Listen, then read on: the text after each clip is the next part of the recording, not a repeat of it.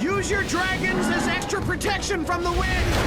Marissa and I get the best assignments. We got to see How to Train Your Dragon Part 2, and now we get to watch the Dragons Race to the Edge Netflix series. Yeah, well, I mean, we get the best assignments because you assign them. It's true.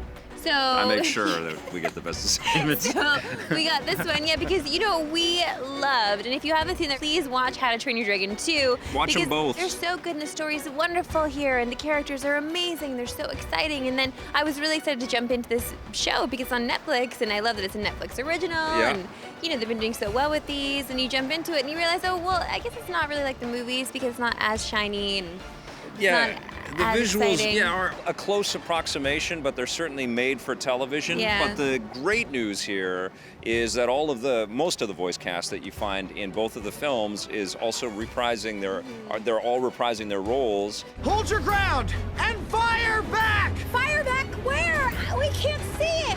And you get a boatload of dragons, and because this is a 13-part half-hour series, Yeah. you get a lot more detail with the supporting cast, and they go on these grand adventures. It's almost video game-esque in the way that they set it up. They find this dragon eye, this magic telescope thing that projects icons on a wall, and then that allows all of these kids from Burke to go out on these crazy adventures. Ah, come on. Who would be doing that?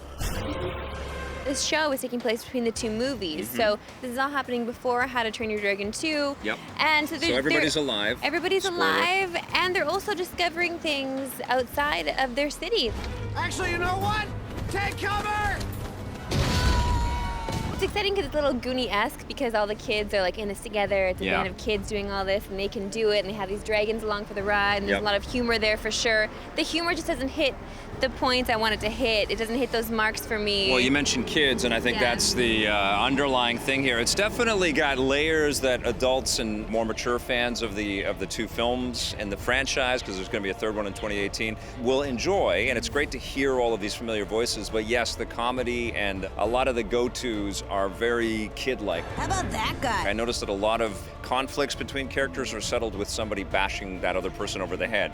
There's a lot of Classic. bonks. I don't think that I'm going to keep watching this. No, you're checking out. It's You're not- waiting for the movie. It's not for me. The movies are definitely for me, but this is for people for sure that go to Netflix. More for kids. I would say like teenage age might enjoy this. I know what you're saying. It's not as good as the movies, but I love dragons and I love Vikings. I love dragons and Vikings too, man. And this is okay. It's not quite Clone Wars. It's not quite Rebels, but it's No. all right. I'm going to give it a 7.5. How about you? I'm going to have around a 7 as well. Okay.